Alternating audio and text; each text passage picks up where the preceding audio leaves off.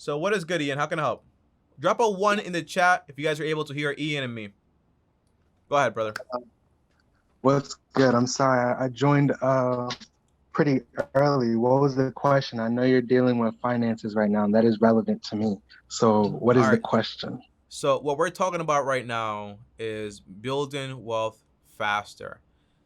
There's not really a question. So what we usually do here is you come on, and if you have questions, for example, on building wealth, how to build wealth, then you would ask me those questions, and I would do my best to kind of help you out with it. Okay, definitely. So my current position right now, I'm 23, about to be 24, and Okay. I am interested in, I work in construction right now, but I'm interested in pursuing a passion, which is just being an artist. I've been an artist for like the last half decade. I'm 20, yeah, so it's What been a type of while. artist? Um, uh, I guess it bleeds into a few different platforms, but I mostly write, and with writing, I write stories, storytelling, so Okay. books, Do you make money? poetry. Off of it, no money. Okay. I make my money on my career, Okay. which is construction. Okay. And I'm guessing what you want to do is kind of like have your poetry and your writing become a monetary thing, right? I guess so. I feel like I'm stuck at a crossroads because it is my passion. How much income do you make? How much money do you make per month? About 3,800. Okay, so $3,800 per month. Is that after taxes or before taxes? Before. What is it after taxes? I'll tell you. How much do they usually take away for No, tax? like how much do you actually get in your check? Okay, so let me tell you. I get paid biweekly, so my check consists of 1450 Okay, after after tax. so that's around $2,900. Okay, Okay. so you're making around $2,900, and the question is, Tommy, how can I monetize my passion? The first thing is I'll tell you a personal story because that's the only way I can help you. I always wanted to do YouTube, right? And until YouTube worked out for me, I had a job, right? But I always had a plan to monetize YouTube. If you have no plan to monetize your passion, whatever it is, it's going to remain a hobby. Mhm. It turns into a side hustle when you start to say, well, what can I do to monetize this hobby I have to turn into a side hustle? So the best things that work for me is basically I looked at other people that were doing exactly what I wanted to do and kind of asked myself, how are they able to make money and what are the things they're actually doing? And I started to basically like engineer my platform according to theirs, but with myself, right? So if I wanted to do finance in the finance niche, I went ahead and found the top 10 creators in finance in YouTube. And then I wrote all of them down. I saw all their videos. I asked myself, how do they make money? When do they post? How frequently do they post? How is their Instagram? How do they manage everything? Do like a whole research paper on it, right? Because it's something serious, and the odds of you making it are very low. So you have to have an edge. So that's how you get your edge, by doing all the research. And once I got it, I said, well, what can I bring to the table here? The truth is that there are a lot of people out there writing or making videos, but there's only one Ian and only one Tommy. So that's what you bring. You bring your own story to the platform. So there's a great book. It's called Will It Fly by Pat Flynn. You should read that book. It tells you how to benchmark a business to see exactly if it's gonna work or if it's not gonna work. There's another one. It's called 1,000 Superfans, also by Pat Flynn, and that basically tells you you don't need 1 million followers or 100,000 followers. If you have 1,000 people that are loyal to you and they kind of like follow everything you do and they're very interested and get value from you, if you can get them to sign up for a $10 membership a month, that's 10K a month, right? So you don't need all the followers in the world. Now, financially though, right? That's just one part of it. You make $2,100. Do you have any debt? Yeah, I'm about $10,000 in debt. Okay. Is that credit card debt, student loan debt? What is it? Student loans. Okay. So how much do you owe on student loan debt exactly? Um, Ooh, I could find that out. It's about, I don't know exactly. We could just say, Just give me an estimate. It's fine. okay. I would say 10K. 10K total. Student debt is Okay. probably like 760, 7,600. What about credit Something. cards? Not much. I just opened a credit card. How much do you owe on it? Right now about $600. Good. I'm happy I caught you on time. What about car? My car right now is paid off, but I'm looking to get a new car soon. I'm happy I caught you one time. Yo, guys, how lucky am I? I got to catch them fresh before they I'm go ahead literally. and do those things. Okay, so that's awesome. All right. So the first thing is, right, here's what I teach. When it comes to building wealth, the first step is you want to have a budget to manage your expenses, right? And to kind of like lower your expenses. So that means the rules I follow are kind of like you have four main expenses. You have shelter, utilities, grocery, transportation. So if you're able to keep those very low, like your shelter cost is no more than a third of what you make. Utilities are low. Your groceries, you don't spend more than $20 per person per like on groceries. That's good. And then your car, if it's paid off, you only pay insurance and gas. That way you keep them low. Usually you want to make sure that your expenses don't exceed 70% of your income. If you are around there, then you are very lucky because most people live paycheck to paycheck, right? But that's what you basically want. You want to cut out everything you don't need. The second step is once you have a budget, you want to pay off your debts. The truth is, right now is a perfect time to start putting, for example, 20 to 30% of everything you make towards your student loan debt because you're not being charged interest, which means it's easier to actually go ahead and pay it off. Because the minute they charge you interest, it means whenever you do pay, they charge you interest on it. And the reason I tell you don't invest before you're debt free, because basically, if you make 8% on your investments and you pay 5% towards your student loan debt, well, after you factor in inflation, fees, and everything else, you'll basically be paying the same thing. So you're not really moving anywhere. So once you're debt free, great. We save for emergencies, 3 to 6 months worth. Do you have any cash? Saved up maybe like 400. Yeah. So that means you have a problem, right? It means you have a spending problem and it means you have a budget problem. And that's fine because the average person doesn't even have $1,000, right? You have 400, so you're not that bad off. So the first thing is you got to control your expenses. So write down exactly what you're spending money on every time you spend. Your four expenses are basically shelter, utilities, groceries, transportation. Everything else is a want. So you cut it out. If you're willing to make the sacrifice to have financial freedom. When I say financial freedom, I mean, for example, you have so much money in your investment account that it pays you every single year to cover all your bills and still have fun doing whatever you want to do. Where if you want to work at the construction job, it's because you want to. If you want to dedicate just to writing and doing poetry, you can. But that takes, for example, an initial burst of sacrifice. When I'm telling you cut out everything, I don't mean you're gonna cut it out forever. I mean you're gonna make a sacrifice for right now. It's kind of like you live right now, like Dave Ramsey says. He says it a lot. He says, "Live right now like nobody else. You can live tomorrow like nobody else." It's very simple, right? But it's what you have to do. So once you're debt free, with the whole like student loan debt, that shouldn't take you with your income. If you control your expenses, no more than 12 months, most likely, or 18 months. Yeah, think 18. about it, right? Because how much Yeah. do you spend on rent? Let's break it down. I don't pay rent. So you don't pay rent. I Where do you live live with with I with your live parents? relatives. Yeah. Okay. How much you pay on utilities? Um, Utilities I spend about 200. Okay, That's I guess that's what my rent is. That goes with utilities. that's fine. Just, What about groceries?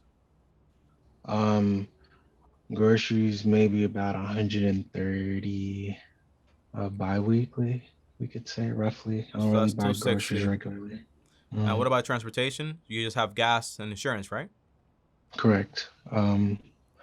Gas would be about 40 weekly.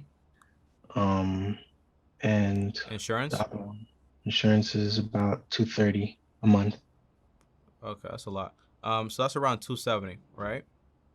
Yeah. On just your car.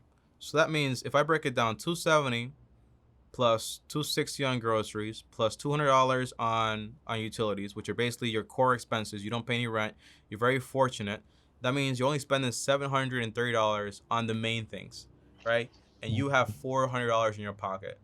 that means for the past few months or whatever it's been, you just been Mm, spending money on whatever it was. But that's fine because what you've done in the past does not define what you can do now.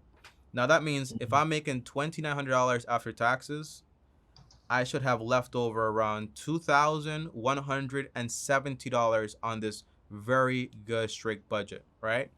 Now, mm, quick math here. If I owe $10,000 in debt and I divide it by $2,170, what does that tell you? It means I'm done in 4.6 months, mm. right?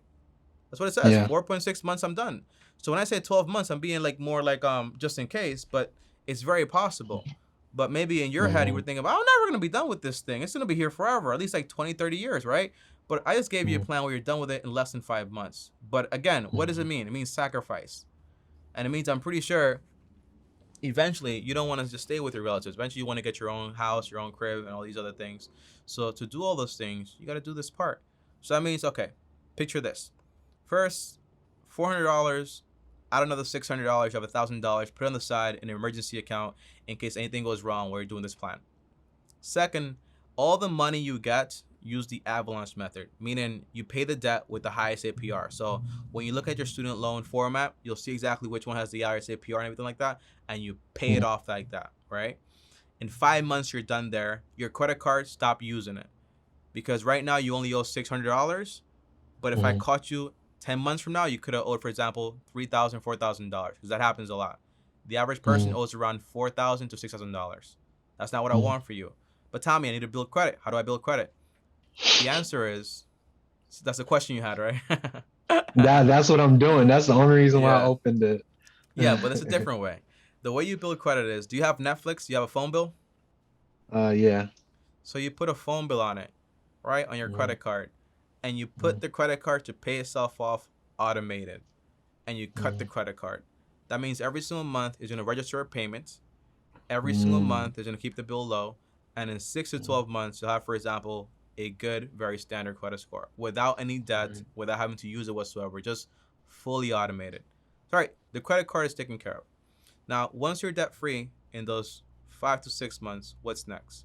You save 3 to 6 months worth of emergency money. At that point, once you have that money, you got to ask yourself, am I going to stay here with my relatives or am I going to consider, for example, moving out? By that point, since you have that money there already, you can save, for example, $5,000 or $3,000 to move out so that way you can actually do everything you need to do, but you have your own space that way. Then the third step is you start investing for your retirement, right? The good thing about construction is it pays you a lot of money. The bad thing is that it's disability prone. So if something happens to you while you're on the job and you don't have any savings or anything crazy, what happens then is you can't work anymore. Unless you have disability insurance, you're going to be in trouble. So I want to make sure, for example, you're investing for your future. Also consider getting disability insurance because it's very important, especially with your type of job. Does that make sense? yeah. All right, so we're investing. How much do we invest, Tommy? What do we invest into? We're investing 10 to 20% of our income.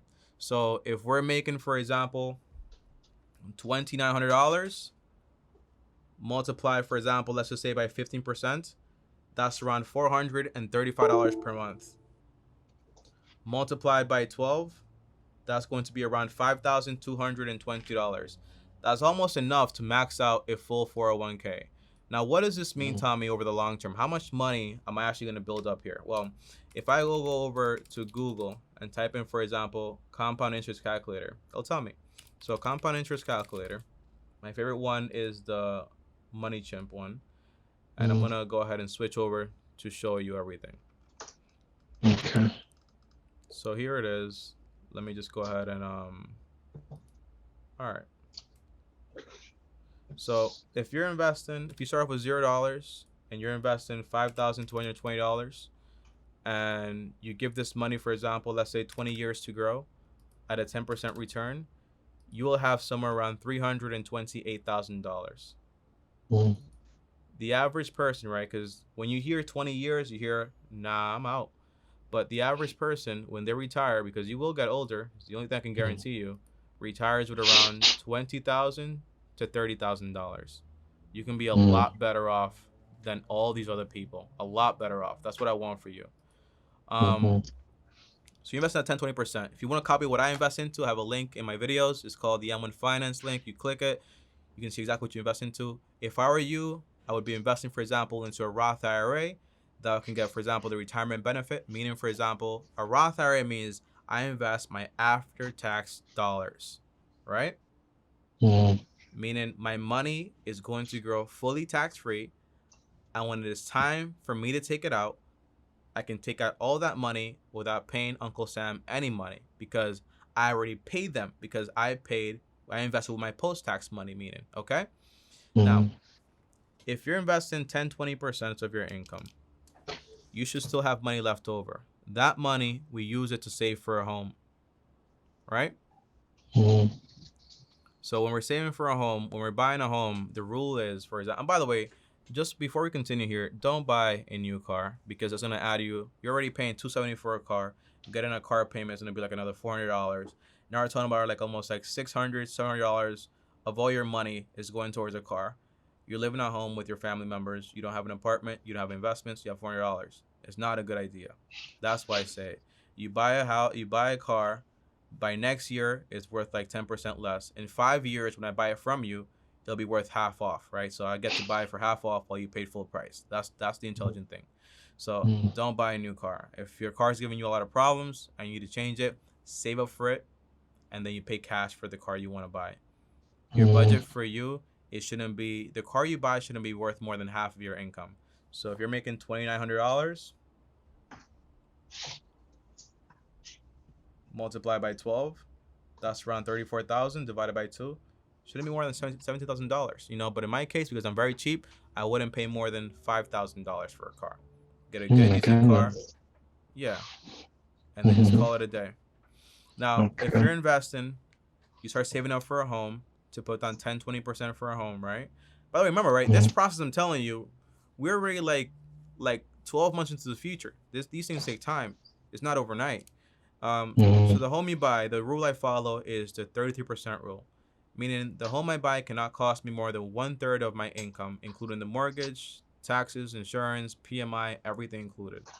So that way, when Mm-hmm. I buy it, I have at least 67% extra of my money to do what I need to do, like invest in everything else. So when you buy this home on a 15-year mortgage with your extra income, you put it towards it, you'll be done with the property in around 10 to 8 years. So now we're talking about Tommy. My name is Ian. I'm 23 years old. I have $400 to my name, but you're telling me that by the time I turn, for example, 34, 35, I have a paid off home. I have, for example, just to give you exact numbers here, because I like giving you some exact numbers here. I have around, for example, potentially almost 100K in my investment account. I have a full blown emergency account. I have zero debt. And now, with my residual income and my job, I'm able to buy the new car I want because I no longer have like a rent payment or anything like that, or a mortgage Mm-hmm. payment. You can just do a lot more of whatever you want to do at that point. Does that make sense? Yeah.